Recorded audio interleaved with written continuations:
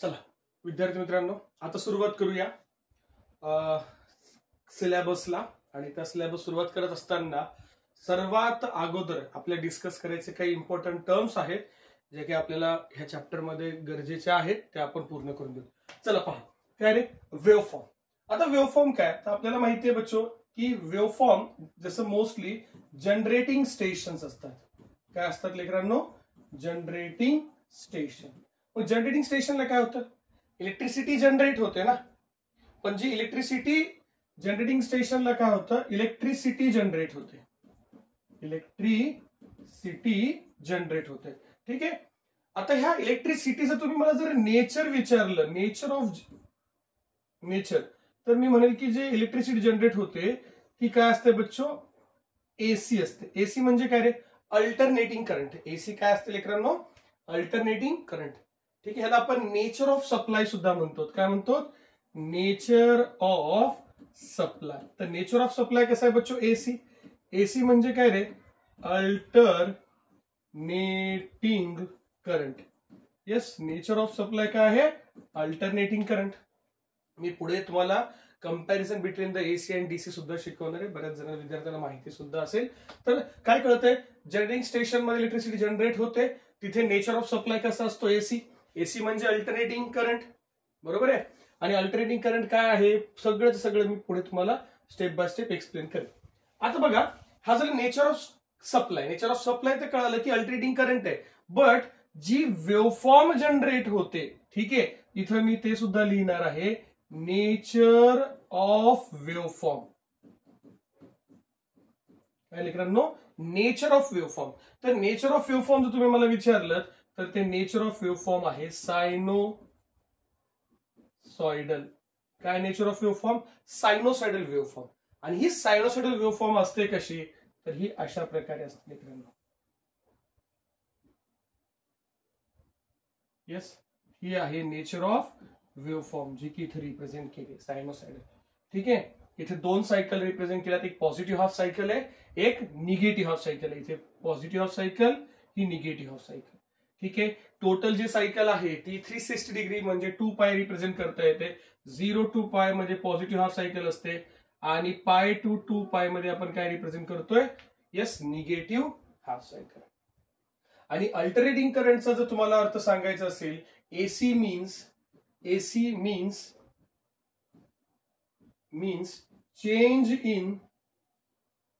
change in magnitude as well as direction. AC means what? Change in magnitude as well as direction. इथपर्यंत काय अडचण? काय रे बच्चो? AC म्हणजे काय रे?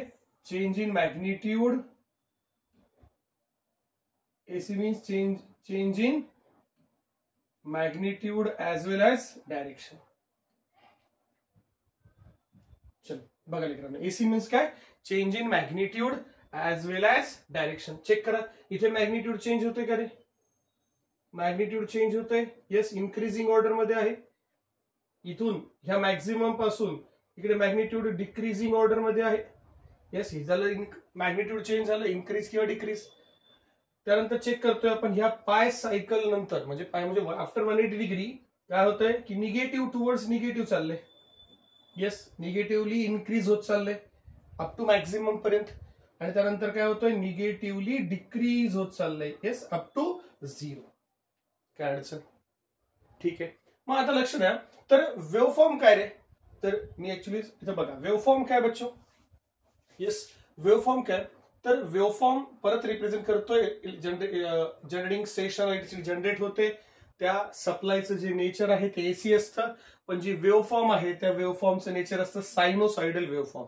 आणि ही तुमच्या समोर इथे मी रिप्रेझेंट केली आहे सायनोसॉइडल वेव्हफॉर्म. ठीक आहे. इथे मॅग्निट्यूड पॉझिटिव्ह हाफ सायकल आणि निगेटिव्ह हाफ सायकल. इथे जे रिप्रेझेंट करतो तो वाय ऍक्सिस वरती, त्याला आपण म्हणतो बच्चो अल्टरनेटिंग क्वांटिटी रिप्रेझेंट करतोय. काय रिप्रेझेंट करतोय इथे? येस एव्हरीवन, इथे काय रिप्रेझेंट करतोय? ह्या alternating quantity. Yes, Y axis वरती काय रिप्रेझेंट केले आपण? अल्टरनेटिंग क्वांटिटी इथे रिप्रेझेंट केलेलं आहे. ठीक आहे, ओके. मग आता डेफिनेशन क्लिअर करून घेऊ आणि पुढे जायचंय. बघा फर्स्ट काय रे, वेव्हफॉर्म. वेव्हफॉर्म काय लेकरांनो, waveform of an alternating quantity. इथे डेफिनेशन लिहितोय, चेक करा व्यवस्थित please. Waveform of an alternating quantity. Waveform of an alternating quantity can be defined as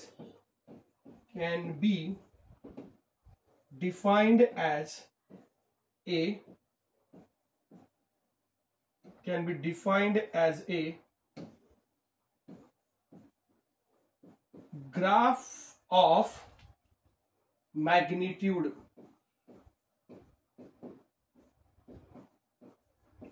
Waveform yes of an alternating quantity. Alternating quantity कुठली आहे, ही alternating quantity आहे. Voltage किंवा current. Alternating quantities दोन असतात.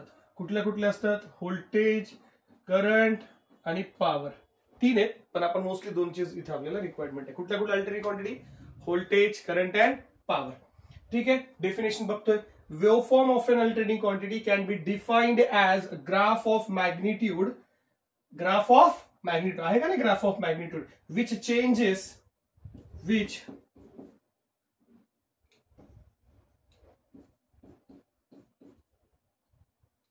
which changes with respect to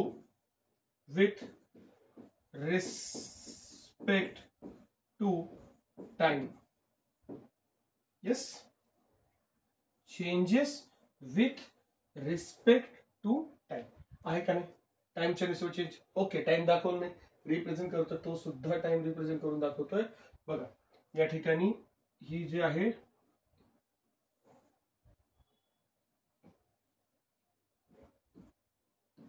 okay बच्चो. Yes, time change होत चाललाय, तसं मॅग्निट्यूड सुद्धा काय होत चाललंय, चेंज होत चाललेलं आहे.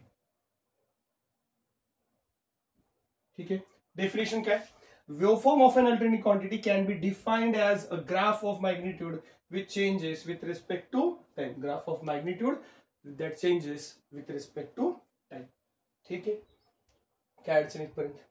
चल नेक्स्ट डेफिनेशन जी आहे,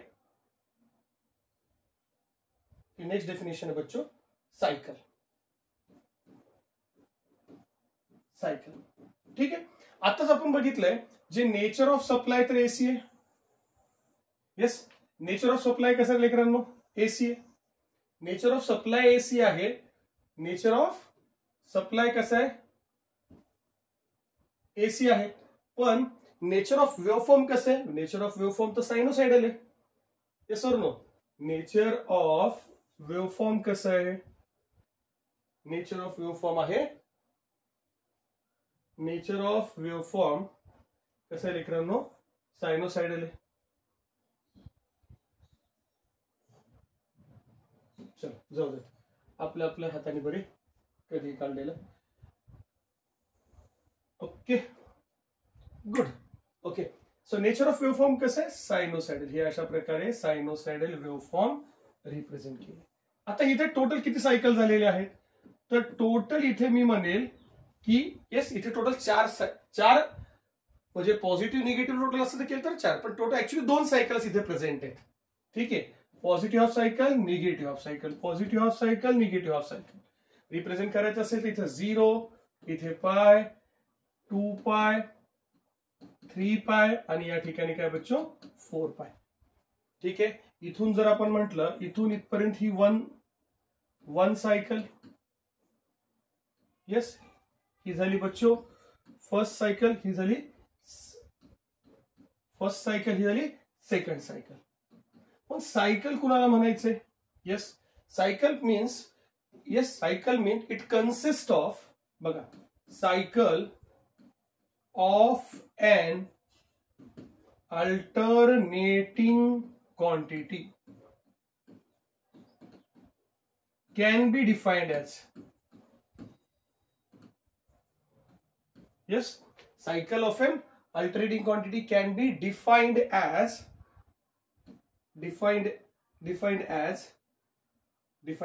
a consist of consists of one positive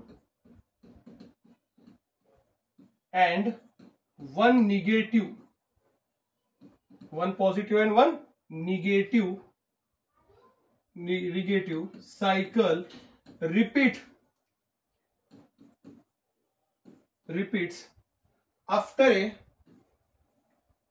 after a equal time interval. Yes, काय बघा, cycle of an alternating quantity can be defined as a consist of किंवा defined as it consists of one positive and one negative cycle repeat itself after equal time interval.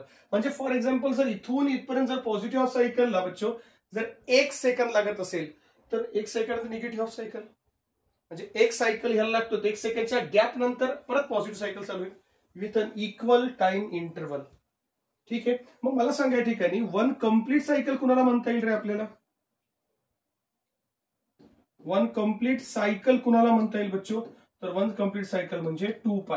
Yes, और 2π actually हे radian मध्ये आहे. Yes, ह्यालाच मी लिहितोय बच्चो 360 degree. Yes, one complete cycle is equal to 2π radian और is equal to 360 degree. ठीक आहे, आता जर एका सायकल मध्ये जर विचारलं इन वन सायकल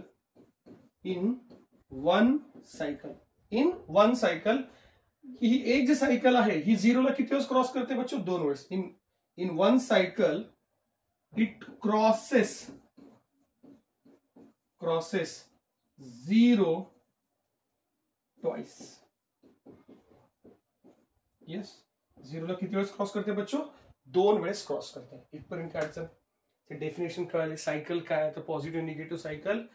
ठीक आहे, ह्या दोघांना मिळून काय होतं? कन्सिस्ट म्हणले ना, दोघांना मिळूनच एक सायकल कंप्लीट होते. आणि ह्या सायकल जे आहेत किंवा पॉझिटिव्ह सायकल किंवा निगेटिव्ह सायकल ही इक्वल टाइम इंटरव्हल स्वतःला परत रिपीट इटसेल्फ तयार करत असते.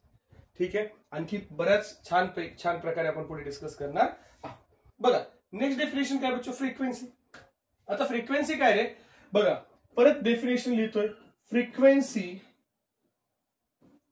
Of an alternating quantity. मुद्दामून माझ्या प्रत्येक डेफिनेशन मध्ये शब्द येतात. Frequency of an alternating quantity can be defined as frequency of an alternating quantity defined as a number of cycle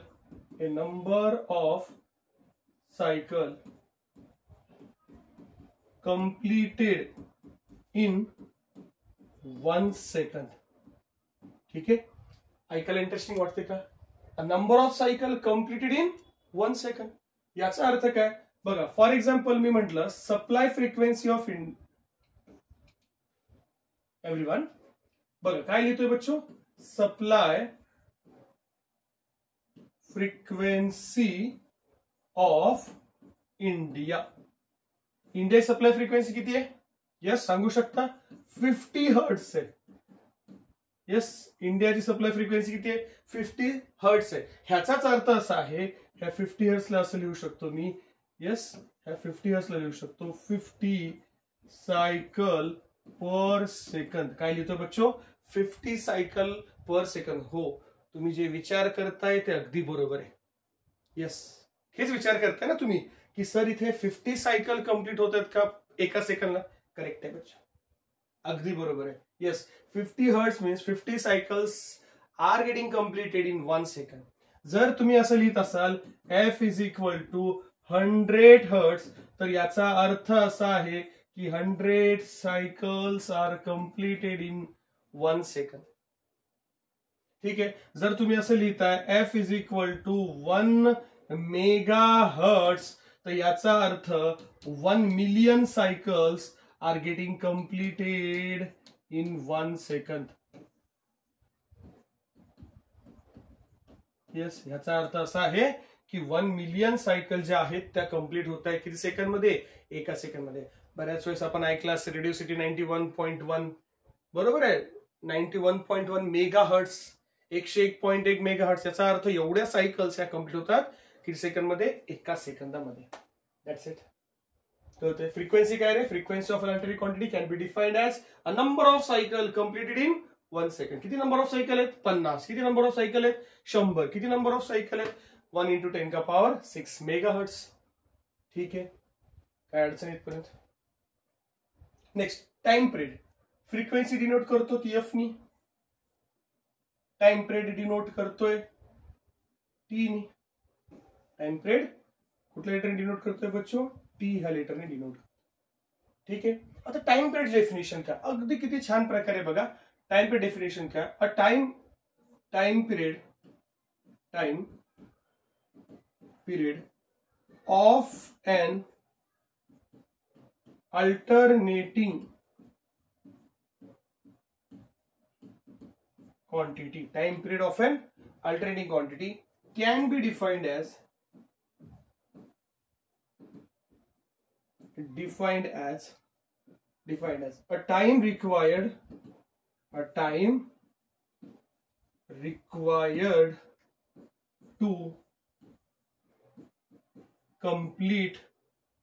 to complete one cycle. Yes, a time required to complete one cycle. परत तुम्ही जे वाचताय, जे पाहताय तेच बरोबर आहे. Time required to complete a 1 cycle, याचा अर्थ टोटल 50 सायकल आहेत. किती सायकल आहेत? 50 सायकल आहेत. आणि त्या 50 सायकल 50 हर्ट्ज फ्रिक्वेन्सी आहे, याचा अर्थ 50 सायकल 1 सेकंदाला कम्प्लीट होतात. पण माझा जो प्रश्न आहे तो असा आहे की 1 सायकल कम्प्लीट होण्यासाठी किती वेळ लागत असेल? ठीक आहे, तर या ठिकाणी बघा आपण अशा फॉर्म्युला रिप्रेझेंट करू शकतो. Time period is equal to 1 upon frequency. Yes, time period is equal to what बच्चो? 1 अपॉन फ्रिक्वेन्सी. ठीक आहे, जर या ठिकाणी लिहिलं T is equal to 1 upon 50, तर हे येतं बच्चो 0.02 सेकंद. किती येतं? 0.02 सेकंद. ठीक आहे, काय प्रॉब्लेम? क्लिअर? 0.2 ह्यालाच मी असं सुद्धा लिहू शकतो 20 मिली सेकंद. काय लिहू शकतो? 20 मिली सेकंद. म्हणजे 1 सायकल कम्प्लीट होण्यासाठी to complete 1 cycle,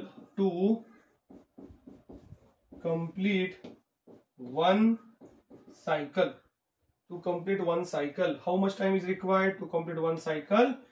20 millisecond will be required. Millisecond will be required. Yes, 20. Yes, to complete 1 cycle, 20 millisecond will be required. That's it. Time period carried to complete a, yes, time period of an alternating quantity can be defined as a time required to complete a 1 cycle. 1 cycle complete होण्यासाठी लागणारा वेळ म्हणजे काय बच्चो? Time period. ठीक आहे, ठीक आहे. इथे मुद्दामून इथे थांबतोय आणि लगेच नेक्स्ट व्हिडिओ आपण सुरुवात करूया. 2 मिनिटं.